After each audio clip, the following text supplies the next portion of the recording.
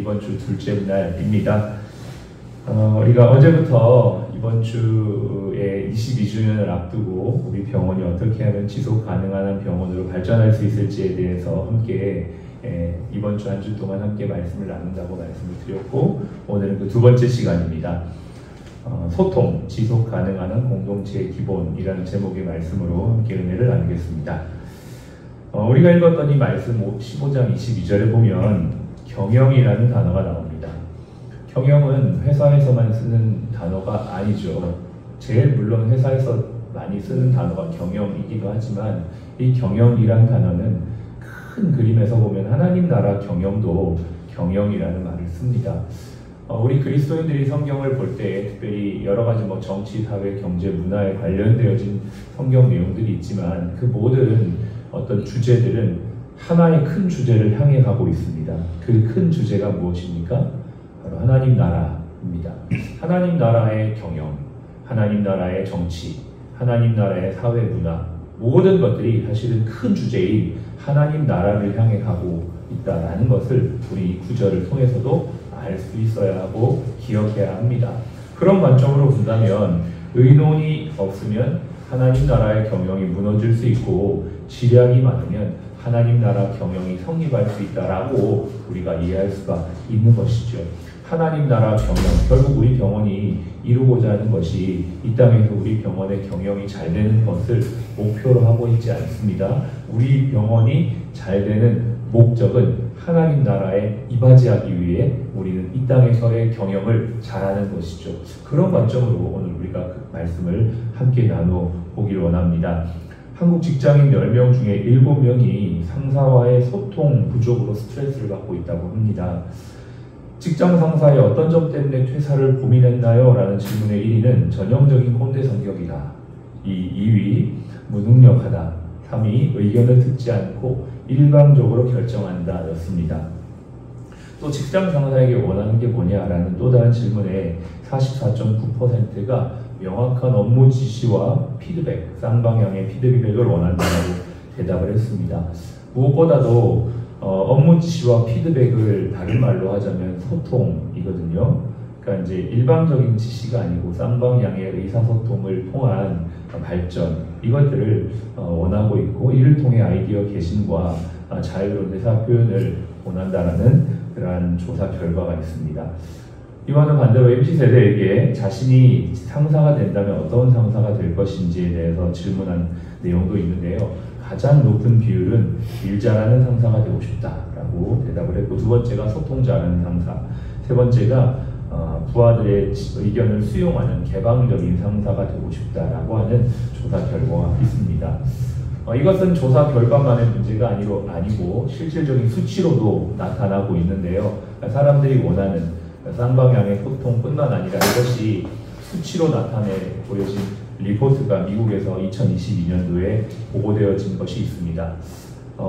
이 내용에 보면, 결과에 보면 경제적으로 미국 기업 전체 기준으로 소통의 부재를 인해 연간 최대 1.2조, 하나로 약 1,400조의 손실이 발생한다라는 보고 결과가 있습니다. 이는 시간 손실, 또한 비효율적인 직원 고용으로 인해 7시간 내지 8시간을 어떤 명확하지 않은 지시, 소통되지 않는 내용을 수정하고 번복하는 데 쓰고 있고, 평균적으로 하루 40분 정도의 시간이 낭비가 됨으로 말미암아 생산성이 하락이 되고, 또 여러 가지 직원들의 사기 저하, 또 피로도 상승, 또 이것은 직간접적인 직원의 퇴사로 연결되어져서 또 다시 직원을 고용해야 되는 또 다른 직간접적인 비용으로 발생되었다라고 합니다.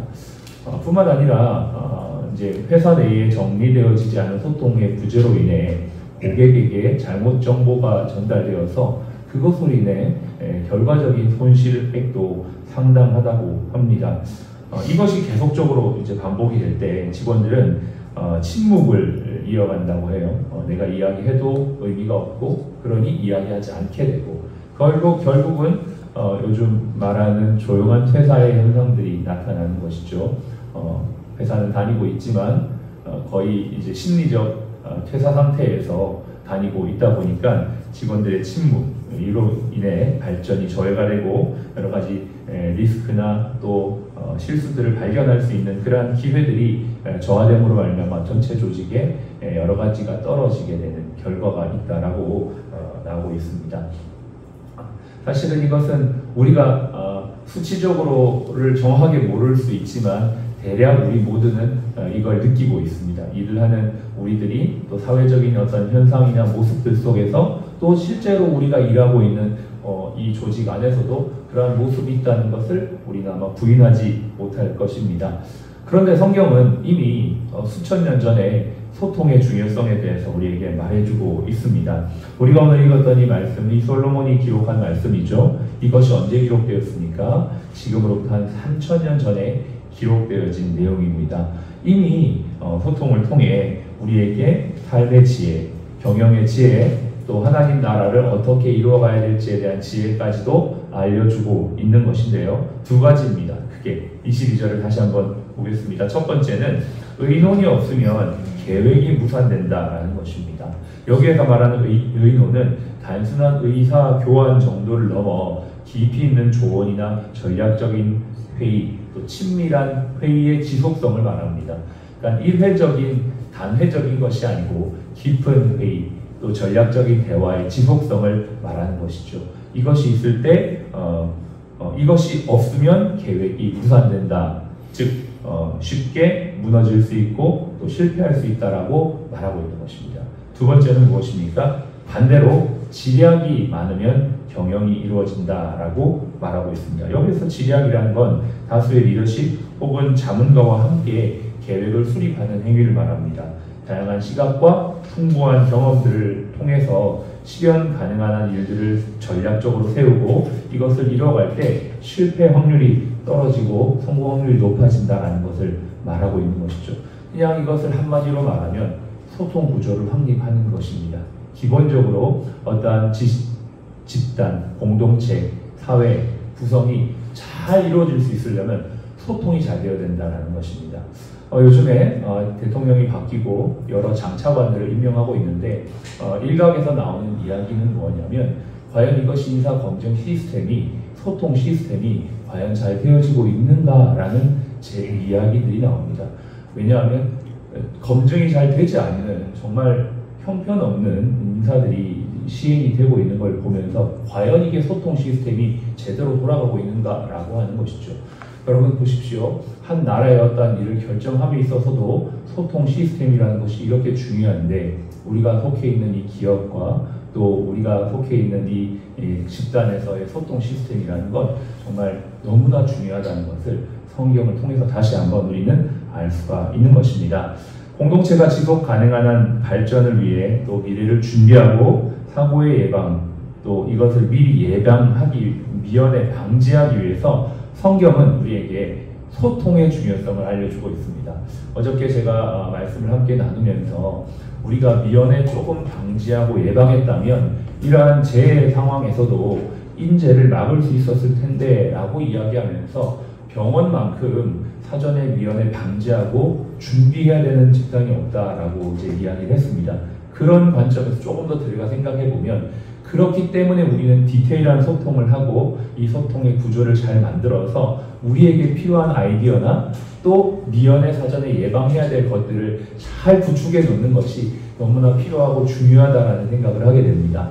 제가 병원에서 함께 사역을 하면서 병원의 조직의 특징을 보니까 여기는 이제 각 부서마다의 전문 지식 집단이다 보니까 소통이나 어떤 논의들이 구조적으로 쉽지 않을 수 있겠다라는 생각을 했습니다. 그러나 제가 그 구조를 조금 더 생각해 보면서 각자의 전문 영역에 있는 사람들끼리라도 우리가 잘 소통하는 것들이 되어진다면 우리는 미래에 더 훌륭하게 하나님 나라 경영을 해 나갈 수 있는 분명한 모습들이 있겠다라는 생각을 했습니다. 그것이 병원이든 조직이든 정부든 상관없이 소통이 잘 이루어질 때 반드시 좋은 결과를 오늘 성경은 우리에게 경영이 성립한다라고 알려주고 있는 것이죠. 그러면 우리는 22주년을 맞이하는 이때에 우리 병원에 더욱더 지속 가능한 발전을 위해 어떠한 구체적인 준비를 할 수가 있을까요? 첫 번째는 소통의 구조를 좀 더 다변화하고 강화해야만 하겠습니다. 지금 하고 있는 소통의 모습들이 분명히 있을 것입니다. 그것을 좀 더 깊이 있게, 좀 더 심도 있게 해야 합니다. 단순히 어떤 지시나 어떤 정보를 전달하는 걸 넘어 우리가 어떠한 발전을 해야 될지에 대한 심도 있는 논의를 할 수 있는 소통의 강화라는 측면인 것이죠. 두 번째는 그 소통이 강화될 뿐만 아니라 소통되어지지 않고 있는 부서는 소통할 수 있도록 정기적으로 시간을 가지게 하고 또 그 소통을 통해 직원들의 다양한 의견과 생각들을 반영하는 것들이 필요합니다.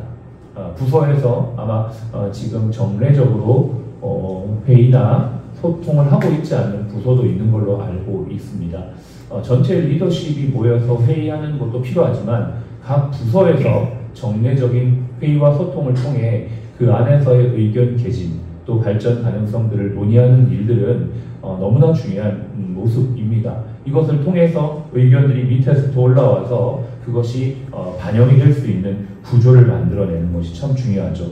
일례로 저희 직원 선교회에서 임원 회의를 한 달에 2번 정도 하고 있습니다.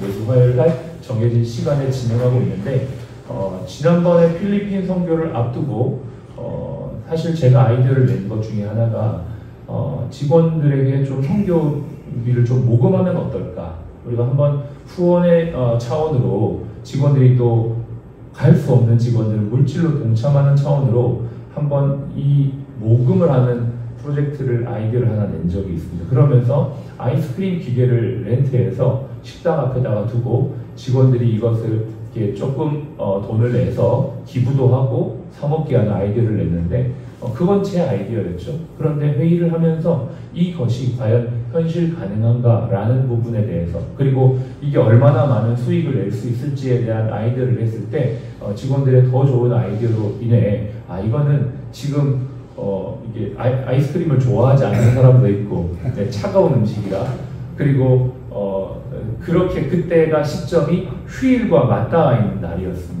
임시공휴일 투표하는 날과 맞닿아 있었기 때문에 직원들이 많이 출근을 하지 않을 수도 있겠다라는 의견을 낸 겁니다. 제가 아이디어를 냈지만 회의를 통해 의견이 수렴이 되어져서 더 나은 방향 그러면 다음 기회에 한 번 더 해보자 어떠한 형태로든지 이러한 것들을 해보자 라고 이야기를 하면서 그 회의가 마쳤던 기억이 있습니다.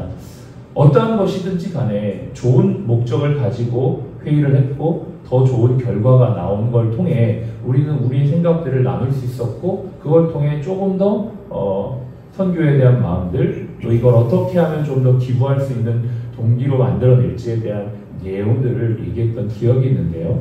이와 같이 부서에서는 어떠한 형태든 발전 가능성을 모색하고 대화를 통해 직원들의 생각들이 모여지고 자신의 의견을 개진함으로 말미암아 더 거기에 참여하게 되는 더 적극적인 마음을 가지게 되는 일들을 만들어낼 수가 있다라는 것입니다. 두 번째는 회의를 통해 인재를 발굴하고도 양성할 수가 있습니다. 정말 사람을 세우고 키우는 것이 어저께 중요하다고 했고 충성되고 지혜 있는 사람을 통해 조직이 발전할 수 있다고 했는데 회의라는 것은 생각을 가지고 의견을 가지고 있는 사람들을 발굴해낼 수 있는 또 귀한 기회가 되는 것이죠.